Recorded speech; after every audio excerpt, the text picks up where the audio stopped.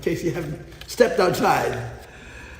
New York is not exactly cool, but Florida is another level. It's hotter than Florida. No, I don't know. I don't know. Okay.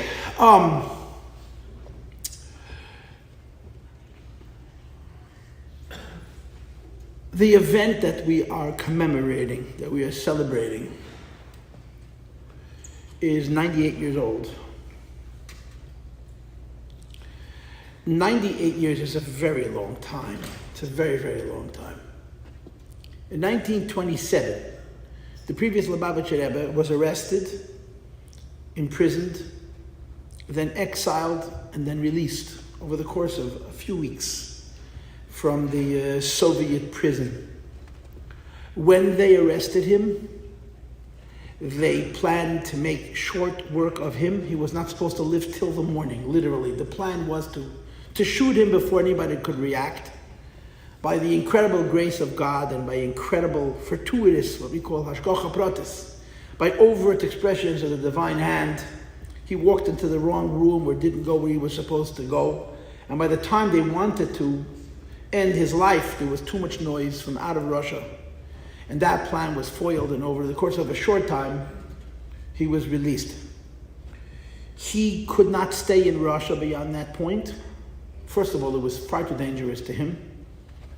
And second of all, he became the biggest obstacle. He, the previous Lubavitcher Rebbe, became the biggest obstacle to the underground activities that he was spearheading at that time in the Soviet Union, because it needed to become decentralized, and he was a center. So we left.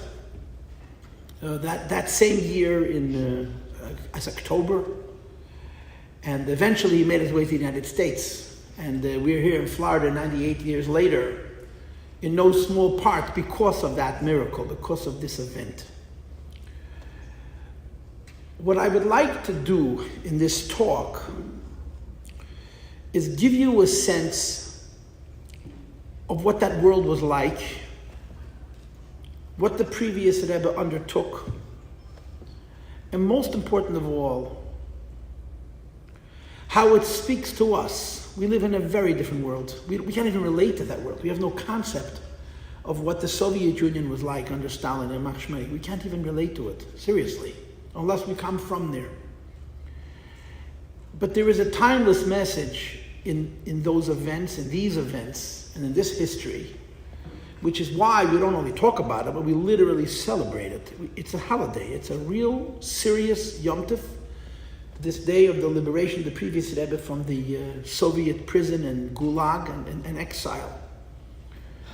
And I hope in the few minutes that I have to be able to give you a sense of the history and to give you a sense of the viability of the now, of the dynamic nature of this history. But I need to begin with a story that happened in America, actually. It's an incredible story. It's a really wonderful story. The story involves two Jews. One was a young Chabad rabbi, and the other was a biology professor. The story happened in 1962, circa, a long time ago. Rabbi Moshe Feller, who should still live and be well, was a young Chabad representative living in the Twin Cities in Minnesota.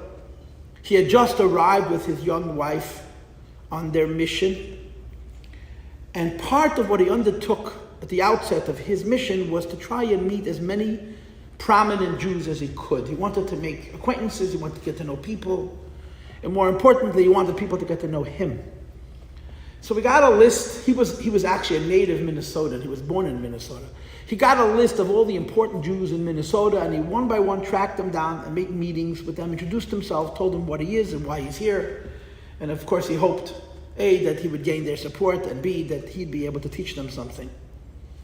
One of the men on his list was Professor Velvel Green, who was probably a few years his senior. Velvel Green has already passed away a few years ago. And Velvel Green was American, but very Jewish, extremely Jewish. He had a very strong Jewish identity. He grew up in a Yiddishist home. He grew up in a home where Yiddish was his first language. Yiddish was culture, it was not religion at all. And he had a very strong Jewish identity, But his Jewish identity was not a religious Jewish identity, it was a Jewish identity, it was a cultural identity. And if you have a strong Jewish identity, you don't need rabbis to help you with your identity. His identity was already established. Rabbi Feller called his office and asked for an appointment. Now, Velvel Green was used to rabbis from New York coming around asking for money, for schools and for all kinds of institutions. And he gave lots of tzedakah. People came to him all the time and he always wrote checks. The standard check was $18. Now, $18 in 1962 is $100 today. It's a lot of money. And if you were a person with a pretty nose, you got $25. And if you were a local charity, you got $36, which was an awful lot of money. So the secretary walks into Velvel Green and says, there's a rabbi on the phone who wants to meet with you. So without even looking up, Velvel Green says to the secretary, tell him he can come and pick up a check for $18, which was worthwhile in those days, 1962. She comes back a few minutes later and says, Professor Velvel, he doesn't want your money, he wants to meet you. Okay, tell him 25. So she comes back a few minutes later, no, he wants to meet you. So Velvel Green figures he's a tough bargain, says, tell him 36 final offer. It's that I'm not going above, I don't give anybody more than $36. She comes back again and says, he doesn't want your money, he actually wants to meet you. Okay, doesn't want my money, fine. I can afford a half an hour of my time, but tell him he's wasting his time. I mean, I have my Jewish identity, he has his Jewish identity, and they're in different tracts. Our paths don't cross. We may come from the same roots, but we're going in different directions. He wants a half an hour of my time, he can have it. So Rabbi Moshe Feller shows up in the office of Professor Velvel Green, and he sits down. So for the first 50 minutes, Velvel Green is lecturing him. He's got to get rid of the black hat and the black suit and the beard, and he has to start looking like a Midwesterner if he wants to have any effect on the Jewish people in Minnesota. And Rabbi Feller very, very obediently and agreeably nods to all of the wonderful suggestions that Professor Velvel Green makes. And when he finishes giving him his lecture, now it's Rabbi Feller's turn to make his pitch. He wants to sell Lubavitch to him. He wants to explain to him what Chabad is. But you're talking now 63 years ago. Chabad was not then, but it is now, by a long shot. But as he begins to make his pitch, he looks out the window. And he realizes that it's getting late, the sun is about to set. And he hasn't prayed the afternoon service. He hasn't davened mincha. And Rabbi Feller, this meeting is very important to him. But davening mincha is more important. So he mutters to Velvel Green, I apologize, but I have a prior appointment. And without getting any permission, he stands up, puts a string around his waist, turns to face the wall, and talks to the wall for the next 7 or 8 minutes, basically talking away his meeting. He davened mincha instead of talk to Velvel Green. When mincha was over, the half an hour was basically up, and Rabbi Feller apologized for not taking advantage of the time they had together. He said, listen, I had to daven. I had an appointment with God, which came before my appointment with you. They overlapped. I had no choice. I had to daven mincha. And Rabbi Feller was certain that he would never see this man again. Rabbi Feller was certain this was the worst Chabad introduction ever given. And he left his office without a check, without making any impression, with the thought, I just laid a really, really nasty egg. What Rabbi Feller did not know was the following. Velvel Green and his wife, whose name is Gail, and as far as I know, she should live and be well. They lived in Israel at the end of their lives in Beersheba. Were very Jewish. And they belonged to a Jewish book club of academics, of intellectuals. A bunch of young Jewish academics would meet once a month and discuss a book on a Jewish theme. And at the end of each meeting, they would choose another book that they would all read. They would vote. There were suggestions made. They would vote on which book they would do. They'd all read the book. They'd come back a month later and they would discuss it, and then they would choose another book. This was their tradition. Literally a month or two before Rabbi Feller davened away his meeting with Professor Velvel Green, they had read a book by a writer whose name I do not remember, on what's called Gezeidas Tachvatat, the pogroms of 1648 and 1649. The pogroms of 1648, 1649 are some of the worst in our history. There was a rebellion in what was considered then Greater Poland, which of course would slowly disappear. And by the 1770s, there was no Poland anymore altogether until after the First World War, as you know. And the rebels that rose up against the noble, the higher class, took out their anger on the Jews because the noblemen, the people with the land, had castles, and they locked themselves up in their castles. They protected themselves until they mobilized an army and they put on the rebellion. I heard from a medical doctor, a geneticist, that they killed 17 out of every 20 Jews. 17 out of every 20. Hitler killed 1 out of 2, 50%. 85% of the Jews of the Ukraine and that part of Eastern Europe were wiped out. Communities were wiped out to a person. They didn't leave a soul alive. Not one. But what was unusual, what was different about that pogrom, was that every Jew was given a choice. The sword or the cross. You can be baptized and stay alive. Don't be baptized and lose your life. And by and large, the vast majority of the Jews in Eastern Europe then, you're talking 4 centuries ago, gave their lives al kiddush Hashem, to sanctify the name of God in public. They refused to even go through a formal, meaningless, external, coerced baptism, and they chose to give their life to God rather than cross that line. So imagine American Jews reading a book like that. People just like you. About thousands and thousands of Jews, hundreds of thousands of Jews, as many as 500,000, who would give their lives not to be baptized, not to, to have some water sprinkled on them, which is a meaningless act. And this group of American intellectuals, this group of young American academics, read this book. They gathered at the end of the month. They discussed this book. And the big question that they had was, are there still such Jews? Are there actually still Jewish people who would give their lives rather than go through a formal, meaningless, external act of baptism? And they all agreed that there's no such Jews.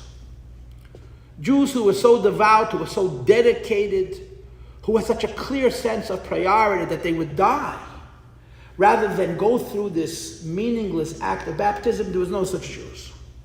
Well, Velvel Green watches Rabbi Feller talk to the wall for the duration of his meeting and then apologize for wasting Rabbi Feller's time and Velvel Green's time because he had to daven mincha. When Moshe Feller walked out of his office, Velvel Green picked up the phone and he called his wife. And he said to his wife, Gail, I found one. I found one. So his wife says to him, you found one what? He says, I found a Jew. She says, what do you mean you found a Jew? We're Jewish. He says, no, Jewish like the Jews in the book. I found a Jew who would give his life to sanctify the name of God in public, rather than go through an act of baptism. This story started a lifelong friendship between Rabbi Feller and Professor Velvel Green, who became completely religious. By the time he died, he had a big beard. And one of the most extraordinary little parts of this long saga is that in 1985, at a public gathering, I remember I was there. Professor Velvel Green was standing behind the Rebbe, Rabbi Moshe Feller was sitting in front of the Rebbe, and in the presence of these two men, the Lubavitcher Rebbe repeated this story in the presence of them. The power of a Jew who did the right thing, even though it wasn't useful, but it was genuine, it was real, it was true. And the impact it had on an American Jew who couldn't value mincha, but he could value truth. He couldn't understand why a man would make a meeting with him and waste his time praying.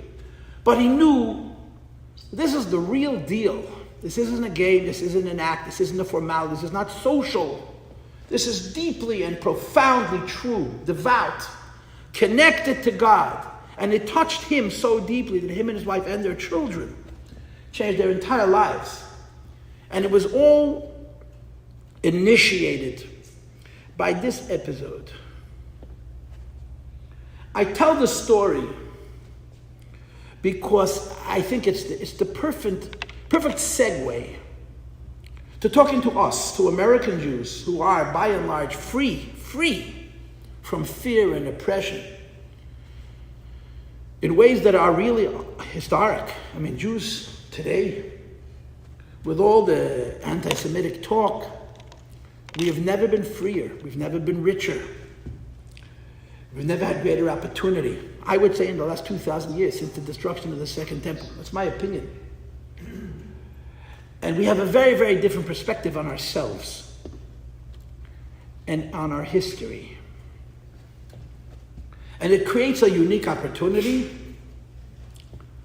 and it creates a very, very, very unique challenge, a test to each of us. Now let me tell you the story of Yud Beis Tammuz, the Hebrew date that begins tonight in the calendar is the 12th of Tammuz. We, Chabad Hasidim, and many other Jews over the world officially mark the 12th and the 13th days of Tammuz as a holiday because it was on these days that the previous Rebbe was released from his exile, which followed his imprisonment. I want to tell you the story, at least in short. Jews in Russia never had it easy. Jews in Russia, in general, Eastern Europe was never good to the Jews. Western Europe, if you know history, was actually worse to the Jews. You just got to go back a little earlier to the 10th century, and the 11th century, and the 12th century, and the 13th century. You know, we look at the Eastern Europeans as big anti-Semites. Well, their educators were Germany and France and England and Spain. Jews never had it easy in Russia. They didn't. But there was a status quo. There was a status quo. There was an understanding that they're second class. There was an enormous amount of anti-Semitism. In Russia, in Tsarist Russia, anti-Semitism was used as a politique. Anti-Semitism was used as a way of dealing with dissatisfaction. When the population of Russia was rising up, because Tsarist Russia was very similar to the great Polish Empire. There was a noble class, which was 2 or 3 or 4% of the population that was extremely wealthy. And everybody else was so poor that they were almost indentured. They were like slaves for their lives just to pay their debts. And the Jews didn't fare very well in that world, but there was a status quo. And then there was a revolution, a very successful revolution. One of the most successful revolutions in history was the Soviet Revolution. The Marxist, it was really very successful.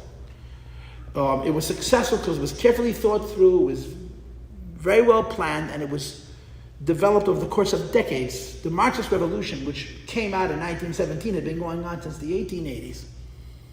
And many, many, many Jews saw this as their Messiah. They saw this as the way out of their oppression, as the way out of the terrible burden of anti-Semitism that they lived under in the Tsarist Russia.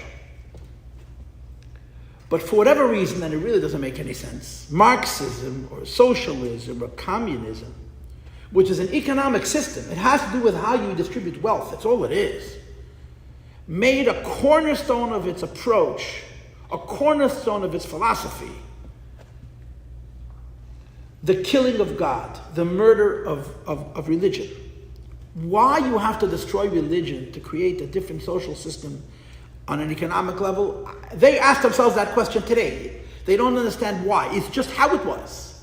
If you were a Marxist and you believed in what we call today the redistribution of wealth, you need to be secular. You're not allowed to believe in God. But it wasn't just that they didn't encourage faith in God. They had to kill God, and they did a very good job. They had to crush religion. So when the revolution occurred, many Jews ran over to that side. Many traditional Jews, Orthodox Jews, as we would call them in America, because they had suffered so much.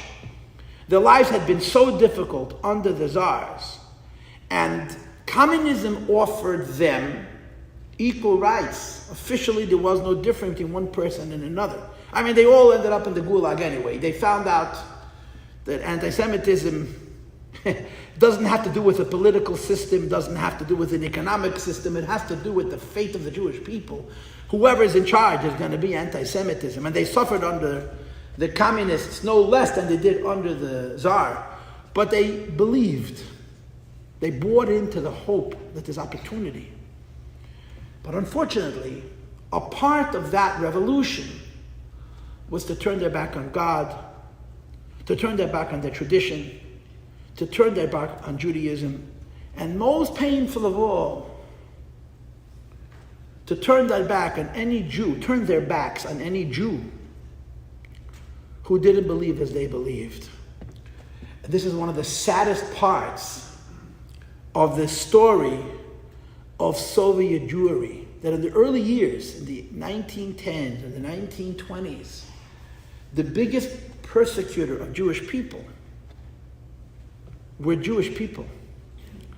There was the Yevsektia. The Yevsektia is Russian for the Jewish section, the Jewish department within the Soviet government. That was later abolished and all the leaders were shot by Stalin. But initially they were believers. They were believers because they felt that finally there's opportunity for Jews to be able to raise their head, to have a voice, to be involved in government, and to live like anybody else. And you know what? Nobody can blame them. If you understand how much we suffered, you can't blame them. But as often happens, we made that mistake. A lot of us made that mistake.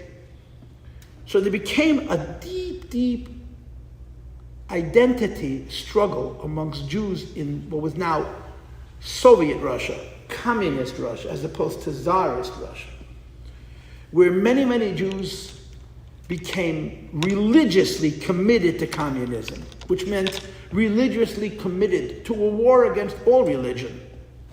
Judaism, the Eastern Church, which was of course the religion of the state under the Tsars, and any other religions that existed in Russia.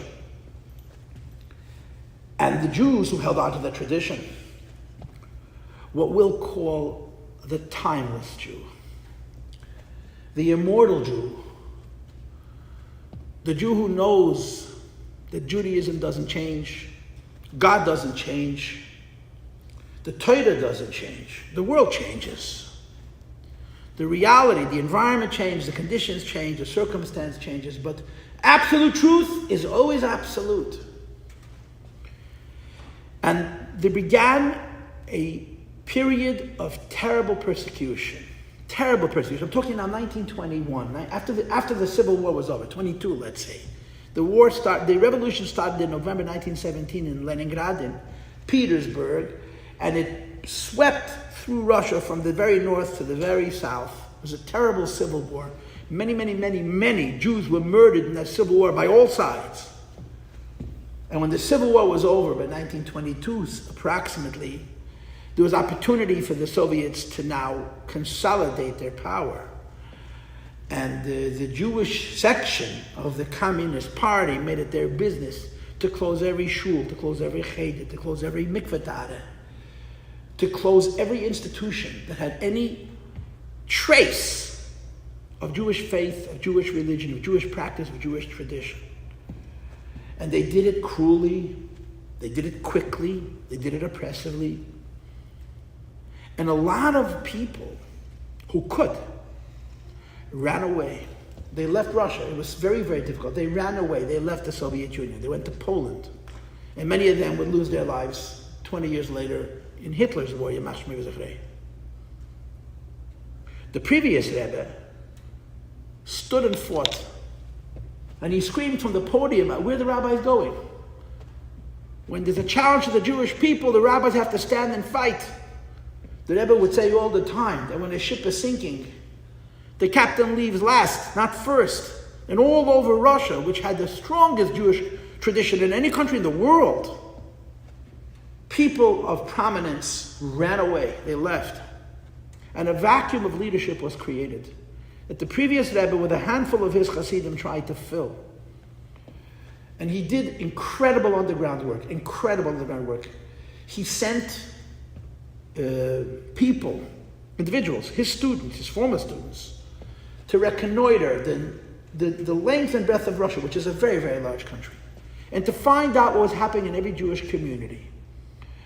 Rabbis lost their homes because officially being a rabbi, being clergy of any type was not a job. And in the Soviet Union, if it didn't work, you were a nobody. If you were a worker, then you were everything. This is the Soviet system.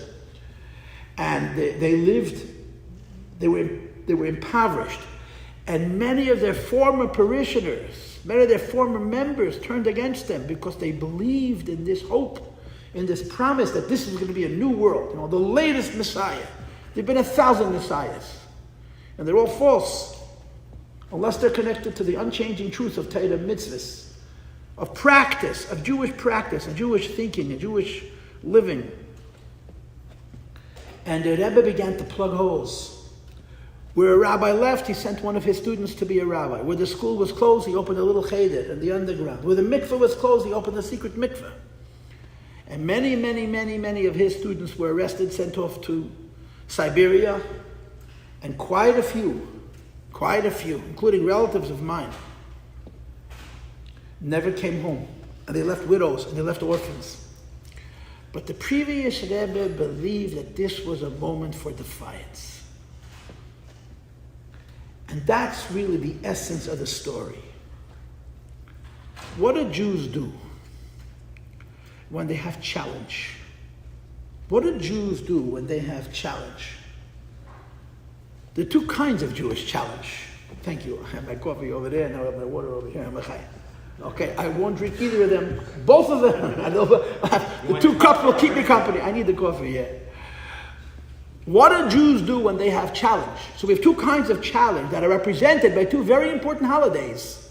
There's a physical attack against the Jews, which is represented by Purim. And there's a spiritual attack against the Jews, which is represented by Hanukkah, right? You know the stories of Purim and Hanukkah. Purim was an attack against the Jewish bodies. What did the Jews do? They prayed.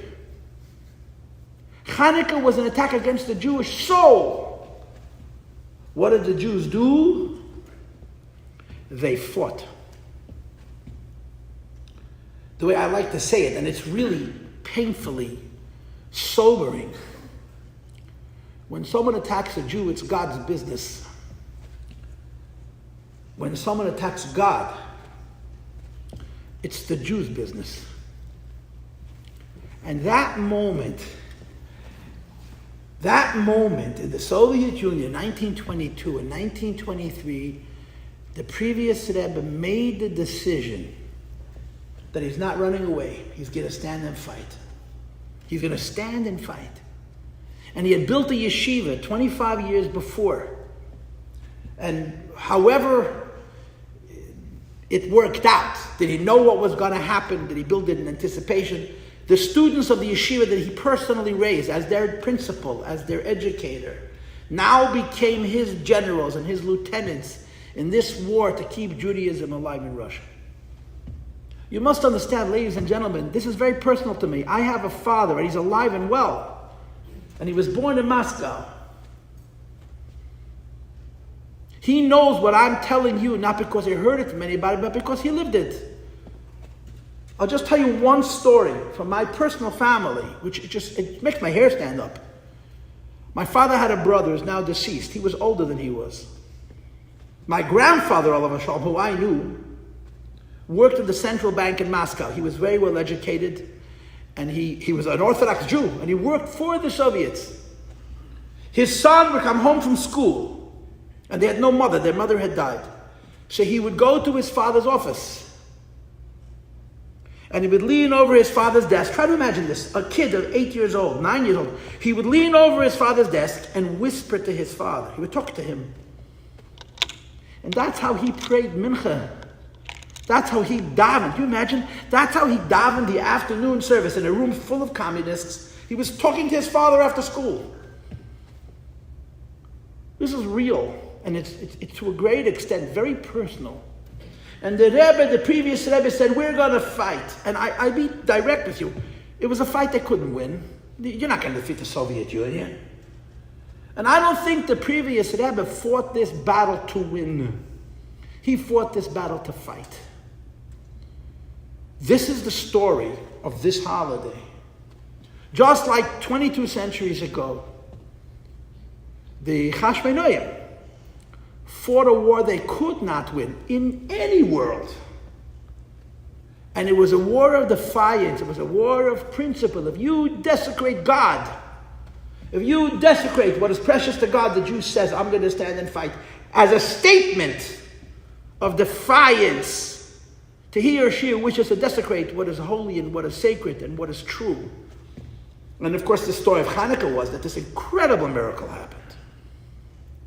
And that's why it's a holiday that we celebrate every year. That's what we're celebrating. Well, in modern times, the previous Rebbe's battle against the Soviets was a latter-day Hanukkah story. It's exactly what it was. He told his Hasidim, we're going to stand and fight. And I cannot tell you how many lost their lives in fighting this battle. There's a time, there's a moment, which fortunately for all of us is not today. When a Jew digs deep and he finds inside himself the courage and the integrity to say some things are worth dying for. Some things you have to stand on principle. The previous Rebbe, the previous Lubavitcher Rebbe, whose name I carry, Yosef Yitzchak, Rabbi Yosef Yitzchak, fought the Soviets defiantly and even brazenly. He was daring them. He was daring them to arrest him. Because he was a very prominent figure. He was very well known inside of Russia and outside of Russia. He stood up to Stalin and he lived to tell the tale. Few people have that good fortune. He dared the Soviets and specifically the Jewish communists, the Evsektia, to stop him. He was going to teach Yiddishkeit until there was no blood in his veins. The previous Rebbe had a gathering in the spring of 1927 at a Purim Fabringen, tore open his shirt, and he pointed at his bare chest, and he said to his Chassidim, who loved him very deeply, if you see this body burning, don't stop teaching the children. Don't stop teaching the children. And they arrested him. They arrested him in, I guess it's May of 1927. The same night that he was arrested, they arrested 20 clergy people from all religions, all over the Soviet Union, and they shot every single one of them. They were telling the world, the Soviets were telling the world, we're not afraid. The Frediker Rebbe didn't show up to his bullet. He sat in the hall and smoked a cigarette. I mean, the story is hysterical. It's unbelievable. He was told to go to a certain room, and he said, but they didn't tell me what time, right? So he sat down on a bench to smoke a cigarette, and somebody walked out of an office and knew who he was and asked him why he was there. He said, well, he told me to go to room 60. He says, that can't be, because he knew what happens when you open up the door to room 60. And that's how his life was saved, a cigarette. So much for cigarettes being dangerous, huh?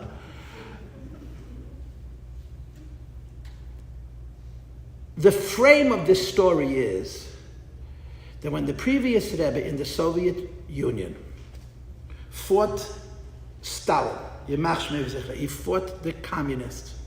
Number one, I don't think he believed he could win. It would take an enormous miracle. But he felt like you have to fight. This war you have to fight. This war you have to fight. Number two, he, for himself personally, he had no exit strategy. I believe, and I don't know if it's true, but I believe that the previous Rebbe never expected to come out of there alive. That wasn't his plan. He was going to fight and give his life for Judaism, for the timeless truth of our faith, what the Maimonides calls Dasa Emes, the religion of truth. God saved him in spite of himself. He was completely reckless with his life. He was defiant and outspoken. He was a leader. He was a presence. He was a voice. He was a time and a place in the Soviet Union that everybody knew about, that was overtly and directly defying the Soviet Union. It wasn't clandestine. The people who worked with him were clandestine. He was out in the open. He dared them to stop him. And they tried. They put him in jail. They tortured him terribly. They tortured him unbelievably. The beatings that he took are hard to read. He describes them himself in his own account of his 18 days that he spent in the Soviet prison. He was held for 18 days, for 2.5 weeks. The original plan was to shoot him. And then that was suspended. Once word got out that they had arrested him, there was too much pressure from out of Russia. So they wanted to send him away to 10 years of slave labor in Solovki. I don't know what that is. And that was also crossed out, and they sent him away for 3 years of exile in Asia, in Russian Asia, in a city called Kostroma. He spent 9 days there. That was his 3 years. And at the end of 9 days, he was told that he's free to go. He went back home. So I'll just tell you a little detail about the story, which is very compelling. In the Soviet Union, that a 6-day work week, the day of rest was Tuesday. They didn't want to make it on Shabbos. God forbid the Jews should be able to keep their Sabbath. They didn't want to make it on Sunday. God forbid the Christians keep their Sabbath. So they made it on Tuesday. So Tuesday, a cable arrived from Moscow, which was the capital under the Soviets, telling the leadership of the KGB in Kostroma, where he was exiled, that the previous Rebbe is being released. Somebody met him in the street and told him, Rabbi, a cable came that you're free to go home, but the offices are closed, so you're going to have to come in tomorrow morning and register. He was supposed to register every Wednesday that he was an exile who hadn't left the city. So the following day, which was on a Wednesday, it's the same arrangement as it is this year. This year, Yud Beis Tammuz is Tuesday. The 12th of Tammuz is tomorrow, is Tuesday. The 13th of Tammuz is Wednesday. It was the same exact arrangement. So because of Stalin, they got 2 days Yom Tov, not one. You see, by moving the day of rest from Sunday to Tuesday, so he was told unofficial that he's free to go on the 12th of Tammuz, which is tomorrow, which happens to be his birthday. And he was told officially that he's free to go home the following day, Wednesday, so Chabadnik has got 48 hours to Fabreng. I'm in Florida to Fabreng. Monday night, Tuesday night, Wednesday night, Thursday night. Every night there's another celebration. We celebrate this holiday. We celebrate his survival. He celebrated his survival because he saw his survival as a divine act. He saw the fact that he came out of the Soviet system alive as a message from God, which amounts to your efforts are not in vain. All that sacrifice, all that risk-taking, all that courage is not for nothing. That's how he interpreted it. It's 98 years since. Tomorrow is 98 years since he was told unofficially that he's free to go home. And Wednesday is 98 years since he was officially allowed to leave. Chabad Hasidim the world over, and many people affiliated with this way of thinking, honor these 2 days. We don't say tachna. We don't confess. We celebrate them as holidays. They're holidays that they really are a latter-day Hanukkah. That's what they are. They're a story of a few Jews who stood up to one of the mightiest empires in the world. Did they win? Did they win? How many Jews did we lose in the Soviet Union? How many millions of Jews were assimilated? They didn't lose, that's for sure. But most important of all, they fought. They fought. They stood up. They didn't hide. They fought. They fought. And you know, the Soviet system lasted about 70 years, a little more than 70 years. When that system was over, the grandchildren and the great-grandchildren of those Hasidim who had started that fight with the previous Rebbe in the 1920s were still fighting. I was in Moscow in 1988, and I met a first cousin of my father's, who was one of the great leaders of the underground in Russia for his whole life. When I met him, he was 80. And around him was a whole following of young men and women who were Bali Tshuva. They were not even raised traditional. They were not raised frum. They were not raised Orthodox, as we call it in America. Who under the Soviets found God. Under the Soviets looked for truth. And they would come to shul and say, teach me. And in the Soviet system, when someone came to shul and said, teach me, you were afraid to teach him. What if he's an agent of the state? And you would delay him, and you would delay him. Imagine a guy comes to a Chabad house. He wants you to put on film, and you're afraid to put film on him. What if he works for the KGB? How do you know if he's sincere or not? There was a whole game they had to play till they had to ascertain the integrity of every single Jew, boy and girl, who walked through the doors of the shuls all over Russia in the 1950s and the 60s and the 70s and the 80s and said, teach me, give me a bris. Give me a bris, adult men and women. Women don't do a bris. Adult men, a bris. It's not fun. And they would come into the shul and ask for Yiddishkeit, and the people would look at them like as if they were strangers, and they would spend months until they were trusted. And then they would learn Aleph Beis, and they learn Hebrew, and they learn how to daven. And many of these people built Jewish families in the Soviet Union. And the Rebbe, our Rebbe, Rabbi Menachem Shneres, who would mark, this was his Rebbe, the previous Rebbe was our Rebbe's Rebbe. He would mark this day with a great celebration. And he would always speak to the fact that the defiance and the sacrifice that the previous Rebbe showed all those years ago was the reason that even now, and I'm talking now, I mean the 70s and the 80s and the 60s, when he would talk about this, there are Jews who are holding on to their tradition, trying to retain their identity, trying to grow under the nose of the communists. This is what we are celebrating. It's a powerful story. It's moving. At the very least, it's very, very moving. Here's the problem. How do we, American Jews, Western Jews, relate to something like this? It's such a foreign concept to us. Our biggest problem is assimilation. Our biggest problem is that the Gentile neighbor is our best friend. Our biggest problem is that we don't have any problems. We're free. And yet we struggle. We struggle with our Jewish identity for a very different reason. You know, one of the biggest mistakes all anti-Semites made historically was to try and use oppressive means to destroy the Jew. You use oppression against the Jew, you make him more Jewish. You use assimilation. It works like a charm. Look at America. The question that we ask ourselves of how, if in any way, does this story and does this event and does this holiday have a relationship with us? How is it personal to me? And the answer to that question is that it's always true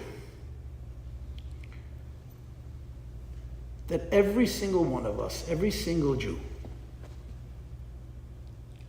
is in a position to be one of those that stands up and is counted, is one of those who says, I'm going to do the right thing, not the convenient thing.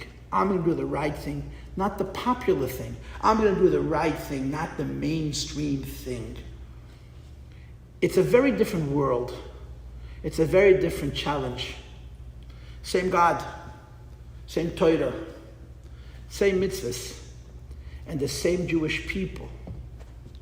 I would argue that as the previous Rebbe fought for the education of children, Stalin didn't mind if the shuls were full of people, as long as they were retirement age. He didn't want kids in the shul. Because he was a viciously evil man, but he understood that as long as there are no children in shul today, the shuls will be closed tomorrow. Taking children to shul was one of the worst crimes. And I want you to know, my grandfather took my father to shul, which I find incredible. My father was inside what's called the choir shul in Moscow that's still there today. You can go and visit it. It's been renovated and beautified. My father was in that shul as a child many times. My grandfather would sneak in the back door. He was taking a great risk to his life to take his 3 children. Remember, he was a widower. He had no wife. My father doesn't remember his mother. So my grandfather raised his children alone. He took them to shul. They didn't want the children in shul because they understood as long as the kids are not involved in the religion will die. This is our challenge. There's a lot of tradition. There's a lot of seeking meaning. One of the greatest challenges to the American Jew is raising our children Jewish. Raising our children, little kids, who we want to entertain and protect and make peaceful and comfortable and safe and give them all the amenities of life, all the pleasures of life. The greatest things we can give our children is what our parents gave us. God, tefillin, Shabbos, kosher, to be Jewish in the same way that our ancestors were for thousands of years. Judaism is timeless. And because it's timeless, as old as it is, it's never old. And we have this test. You know, there's a very famous story, I don't know if you're familiar with the story, that in Germany, in the 19th century, there was an enormous amount of assimilation. An enormous amount of assimilation.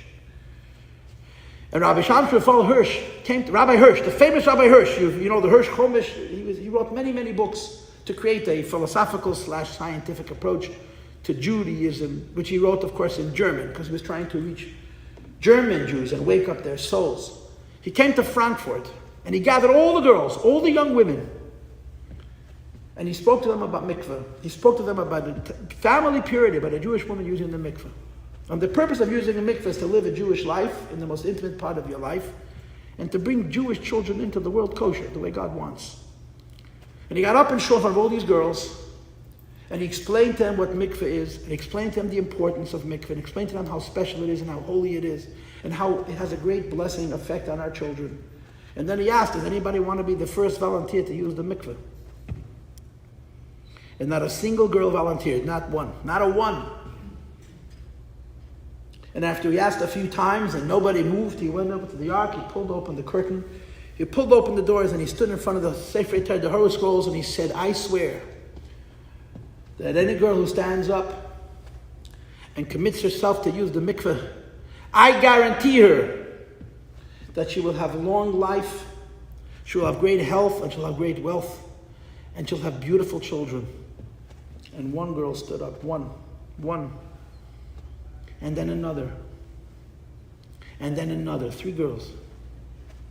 And the entire Frankfurt Jewish community came from those 3 girls. And he kept his word. The promise that he made in front of the open holy ark was actualized. There were people who knew those women. They actually lived, and they lived long. This, ladies and gentlemen, is the relevance of this holiday. It's very personal. You know, being a Jew is very personal. But the problem with being a Jew is also very social. It's a community activity. You don't want to be more religious or less religious than the guy next to you, right? You want to be right where everybody else is. But everybody has the test, the challenge, the opportunity to be one of those that are counted. Who says, I'm going to be a leader. I'm going to be a Jew the way God wants. I'm going to keep all the mitzvahs. I'm going to keep Shabbos.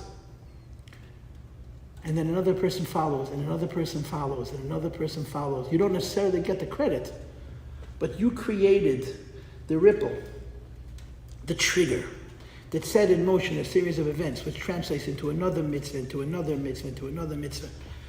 I want to share 2 stories with you.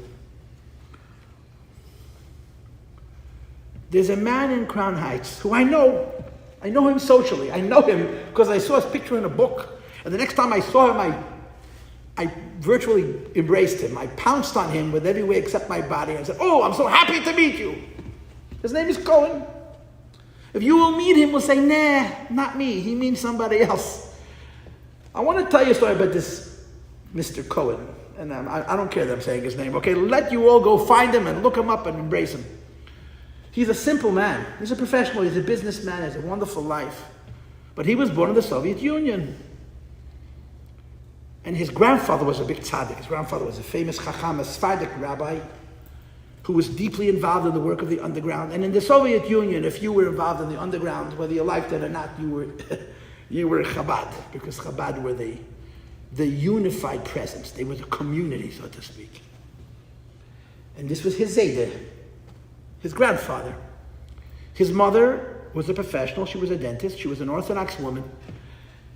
And in Russia, you didn't tell your children to keep Shabbos. You didn't tell your children to put on film. You explained to your children they should keep Shabbos. And then you prayed. You explained to your children that they should study Torah. You explained to your children that the poisonous rhetoric of anti-God that they hear in school they should not allow themselves to absorb. But you couldn't force them. You can't force children ever. But in the Soviet system, this boy had to go to school. School was 6 days a week. Monday, Tuesday, Wednesday, Thursday, Friday, Saturday. Shabbos. Shabbos, you're not allowed to write. The teachers were very aware of who was a Jew. The teachers were very aware of whose parents were religious. And Saturday, they paid attention. Did the kid show up? Did he write? Imagine being 12. And all your friends are looking to see if you're going to write on Shabbos. Huh? And every week you have to come up with another excuse why today I can't write. One week it's a toothache, one week my hand is broken, the next day you don't come to school. But you can't play games forever, and at some point the pressure builds. So this, I think his name is Moshe Cohen, went to school and he would write on Shabbos. And his mommy did not patch him when he came home for writing on Shabbos. She just explained to him that on Shabbos you're not allowed to write. At the age of 14, after his bar mitzvah, 14 is little, people. I think we know that. He decided he's keeping Shabbos. He's keeping Shabbos. And this is the person that I know physically. Last summer I spent the Shabbos with him. This is an actual human being that's walking terra firma earth as we speak. He made a decision that he's keeping Shabbos no matter what. His parents didn't force him. It was his own choice. So the game started. 1 week he didn't come. The next week he got sick. The third week there was something else. But at some point he had to go to school. And there was an exam. There was a test that was scheduled for Saturday. He came to school with his face wrapped in a scarf. His tooth is hurting him. His tooth hurts him so much that he's not able to write. Now his teacher knew exactly the game that he was playing because he played it every week. And the teacher said, today you're going to write. Today's an exam. You have to write. I don't hear any stories. He says, my tooth hurts. So he said to the teacher, okay, let's go downstairs to the infirmary and let the dentist examine your tooth and we'll fix your tooth. Now his tooth didn't hurt.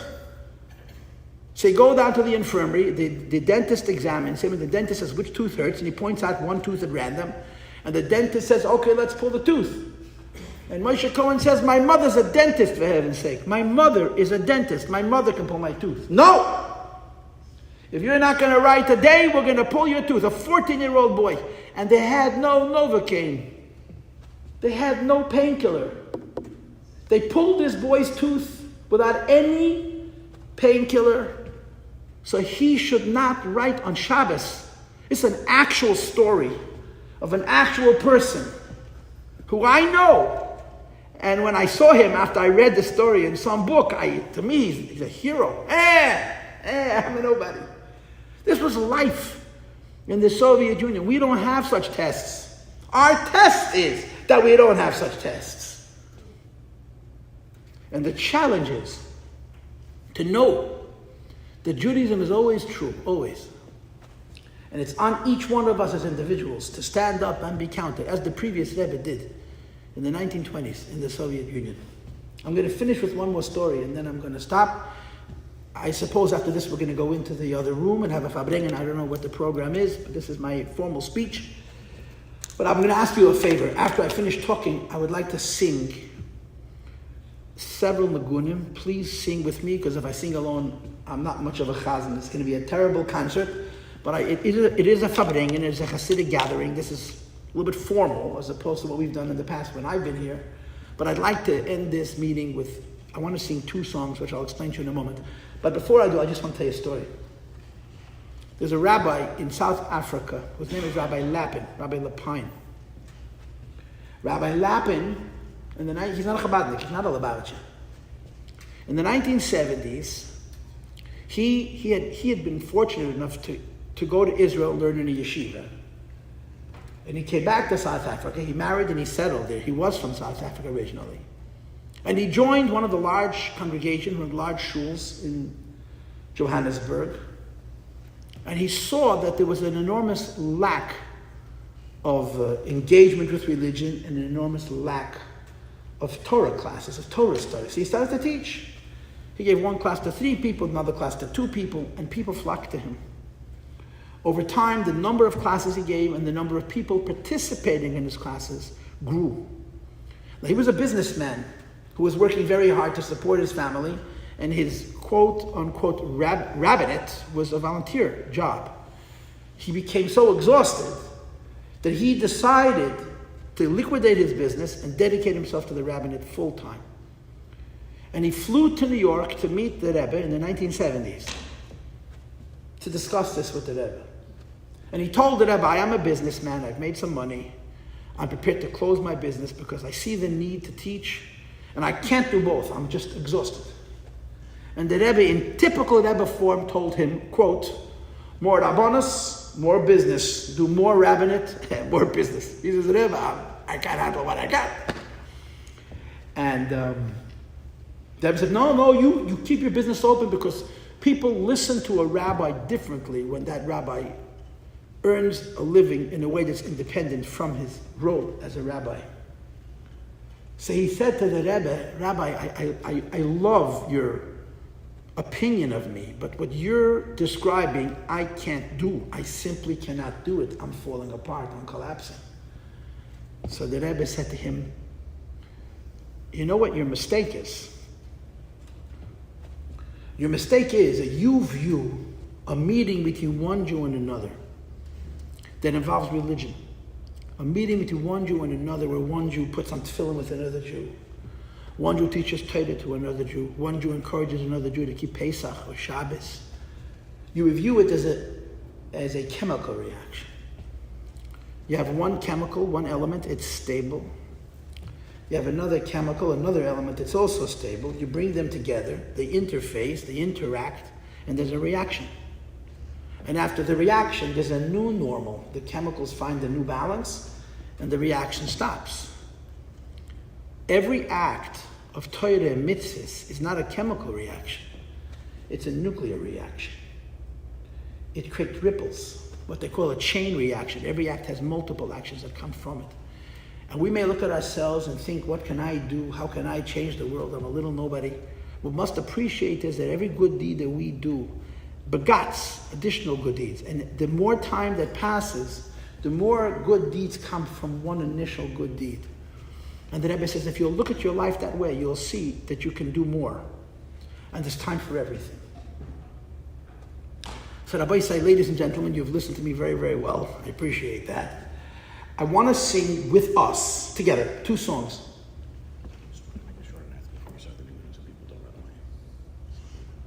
Okay? That's the short announcement. I just want to make sure we're going to do the Nigunim shortly, but we divided the evening into 2 phases. Phase 1 is going to be the lecture. We're going to do the Nigunim, whichever Nigunim the audience is going to lead. And then shortly after, we're going to transition to the social hall. We're going to have the traditional setting with Fabringen. So everybody please stay. The evening is not over. Okay. So that's your first challenge. Huh? Am I sticking around? Am I getting out of here? Okay, think about it. If I guilted you, that's exactly the point. But don't do it out of guilt, right? What do they say in America? No pressure. Anybody tell me someone says, no pressure. Everybody knows exactly what they mean. We're going to sing 2 songs. The first is a Hasidic melody, which was composed by Chabad Hasidim in Russia to celebrate the previous Rebbe's release from prison. The second is one of the most sacred songs in Chabad. It's called the Alter Rebbe's Nigun, the song of the great rabbi, the founder of Chabad, Rabbi Shneur Zalman of Liadi. It's the song that we sing at weddings. It's called the Song of the 4 Stanzas. We don't sing this nigun on ordinary days. This is a special day. I would like you to sing with me, because like I said, if I sing by myself, it can be a disaster, okay? And there's no music, so it's on us, okay? So we'll sing first the nigun of Yud Beis Tammuz, and then we'll sing the nigun of the Alter Rebbe, and then we'll go into the other room.